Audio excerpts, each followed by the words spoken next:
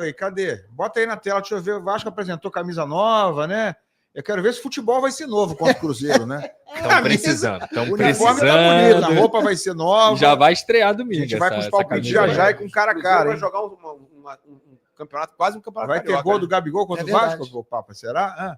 Cadê? Bota aí. Olha aí, ó. Gostou, Pedrosa? Camisa do Vasco passa ano, vai ano, continua a mesma coisa, né? Sempre Mas isso é linda, bom, né? Isso não é ruim, isso é bom. Sempre Veia linda, pra né, cacete. Papa? Tá bonito mesmo. Você não gostou, não, Papa? Eu gostei. Eu gostei. Muda na camisa, cara. Achei Mas eu bonito. gosto de coisa, mas isso aí é clássico. É, Né? foi Exatamente. bonito, né? E tem que lembrar também que esse, provavelmente, assim, com 99% de chance, é o último ano da capa à frente do Vasco da Gama. Então, obviamente, também eles não iam fazer a melhor camisa do mundo, mas para mim é padrão, Pô, tá mas bem bonito. bonita. Eu gostei. Eu achei também. muito bonita, com a cruz diferente ali do que é a cruz de Malta, inclusive a cruz que tá aqui na minha garrafa da Gold Case. Geralmente... Essa não é a Cruz de Malta? É porque Cruz de Malta, de fato, nem é essa que eles dizem que é a do Vasco, né? Eles dizem que essa aí é a Cruz de Cristo, né? Então tem essa Cruz de Cristo diferente. A faixa na frente... Estão apelando, hein? A faixa na frente é um pouco mais fina, digamos assim, e atrás não tem a faixa, tem só o número mesmo, que tem sido esse padrão da camisa 2. Muita gente confunde, mas essa camisa branca é a camisa 2 do Vasco da Gama. Quem confunde é que não tá bem informado. Exatamente. Teve uma confusão esses dias aí. Exatamente. Amigo, mas pô, quem trabalha com isso tem que saber que a camisa 1 do Vasco é a preta, Exato, né? é a preta. Nem sempre é a mais utilizada, Sempre mas foi. é a número 1. Perfeito. Vai estrear no jogo contra o Cruzeiro? Contra o Cruzeiro. Vai ser a branca? E só para complementar, por que é o último ano da capa? Provavelmente vai ser o último ano da capa. Porque o Vasco tem um acordo já com a Nike para ser a nova fornecedora de material esportivo do clube a partir de 2026. Inclusive, esse acordo ele detém várias e várias ativações. Para quem não sabe, o grupo que é dono da Centauro hoje é o grupo que cuida da Nike no Brasil. Então, o Vasco tem a intenção de fazer mega loja da Nike, o fornecimento em todas as lojas Centauro. A Nike hoje ela está tentando voltar também para o futebol brasileiro. Tem até conversas com o Atlético Mineiro e Grêmio também nesse sentido, porque a Nike não atua no futebol carioca, por exemplo, desde que ela saiu do Flamengo. Naquela época, se eu não me engano, foi em 2009. O Flamengo foi para Olímpicos e, desde então, nenhum time do futebol carioca é patrocinado pela Nike, nem no Brasil. Apenas o Corinthians hoje. Né? Apenas o Corinthians hoje é patrocinado pela Nike no Brasil. Então, a Nike deve ser a nova fornecedora, que eu acho um baita de um acerto, uma das maiores fornecedoras e a maior marca do mundo, digamos assim. Então, vai ser muito legal ver essa nova parceria. Porém, todo respeito à capa, que faz parte da história do Vasco também. A roupa vai ser bonita, a roupa nova contra o Cruzeiro. E o time, como é que vai ser, Pedrosa? Olha, o time eu não sei se vai ser tão bonito assim, não. Vai ficar feio o Carille ser demitido num dia de estreia de uniforme. Pelo amor de Deus, exato. hein, gente? Não façam isso. Não, o Pedrosa é corneteiro, né? Não, o Pedrosa tá pedindo a cabeça do treinador. Eu sou um cara comedido, mas eu sou o único comedido aqui. Mas o Pedrosa tá lá cornetando. É ruim, hein? É ruim. Bora, Carille. Eu sou contra esse negócio de trocar treinador no meio da temporada, com o calendário que o futebol brasileiro tem. E quando eu digo isso, não é que eu sou contra trocar em qualquer momento. Existem momentos que, cara, pedem, porque o time não tá jogando bem, porque os resultados são horrorosos, porque o time tá com risco de cair ou algo do tipo. Não é o caso do Vasco. O Vasco não tá jogando o melhor futebol do mundo, mas eu vou falar aqui novamente o que eu falei ontem. Se você for olhar a temporada do Vasco em 2025, você esperava algo além do que o Vasco tá conseguindo de resultado? Eu não esperava. O Vasco tá na 8ª colocação do Campeonato Brasileiro, passou nas 2 fases da Copa do Brasil, tá com 5 pontos ali na Sul-Americana, ou seja, junto com o Lanús, que é o primeiro colocado, então tem uma diferença de saldos. O futebol do Vasco poderia ser melhor? Com certeza. Os resultados do Vasco poderiam ser melhor? Eu acho que não, cara. Então, trocar de técnico agora, além do que o grupo de jogadores está fechado com o Carille, isso é fato, sem informação. O grupo de jogadores gosta do Carille, está fechado com ele, já saiu em defesa dele algumas vezes.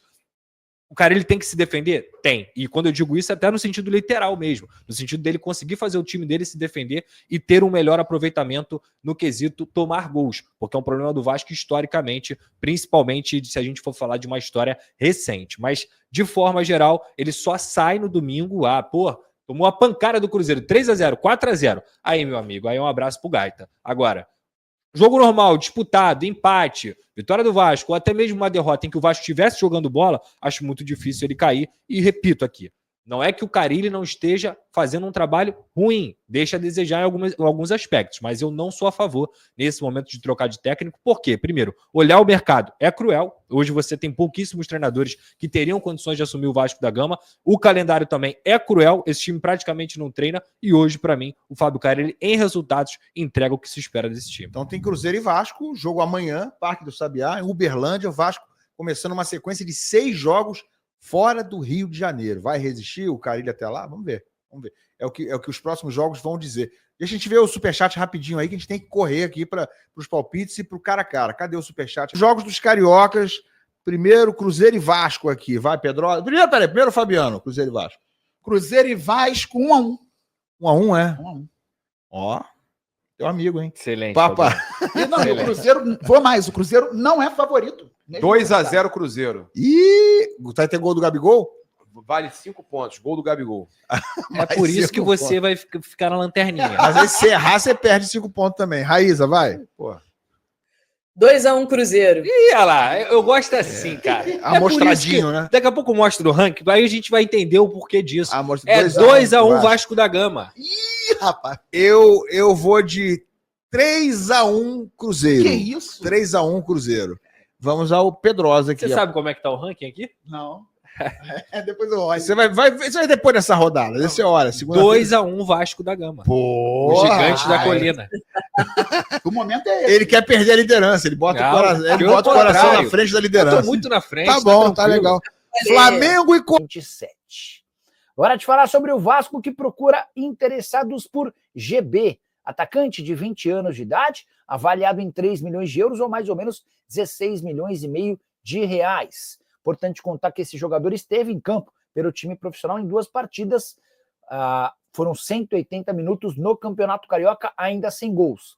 Pelo Sub-20 a coisa é bem melhor, 7 partidas com 5 gols marcados. O grande problema é que uma eventual venda do GB não serve nem para a quitação da compra de 2 atletas que definitivamente não vingaram.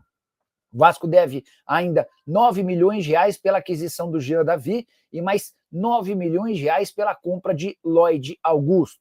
Só para completar em relação ao Vasco, Tietchan ainda segue como dúvida para a partida desse final de semana. Ele está afastado dos treinos para ajudar a esposa por conta de um problema com Então, portanto, galera, você conseguiu acompanhar nesse momento todas as notícias envolvendo a equipe do Vasco da Gama, que viaja rumo a Uberlândia para a partida tão importante do Campeonato Brasileiro.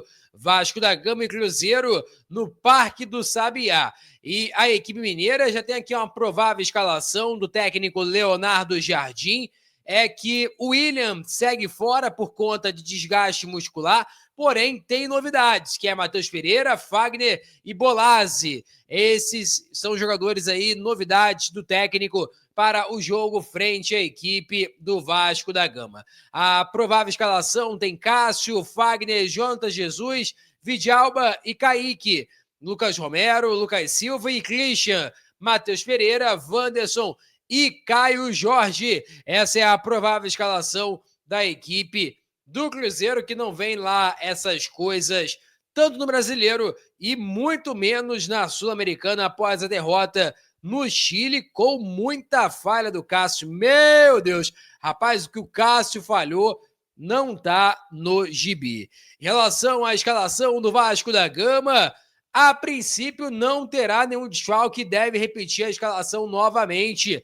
Lembrando, é um jogo importante, jogo decisivo, e que o Vasco tem que vencer lá no Parque do Sabiá, até porque a fase lá não é tão boa. Dudu falou um monte de situações do técnico Leonardo Jardim.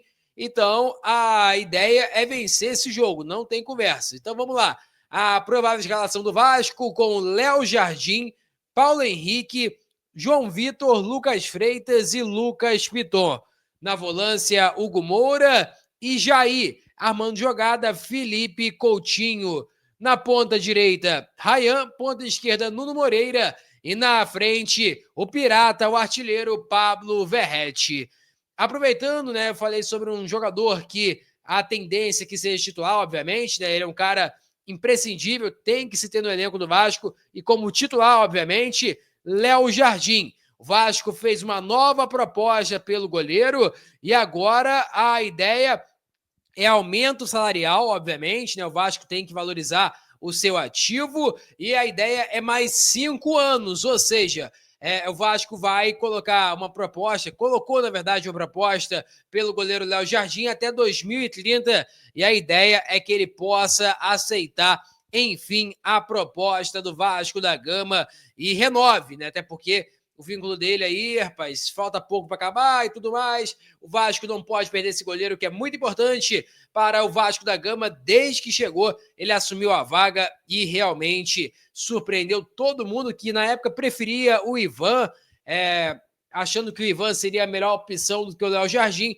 e acabou que ele surpreendeu e deu muito resultado. Peço a você que deixe o like, é muito importante para o nosso canal, acione o sininho de notificação para não perder nenhum conteúdo, lembrando que amanhã estaremos novamente com mais vídeos para vocês sobre esse jogaço de bola, 6h30 da noite, Vasco e Cruzeiro, Parque do Sabiá. Então, deixa o like, compartilhe, se inscreva no canal, acione o sininho e valeu, tamo junto, olha, e é nóis!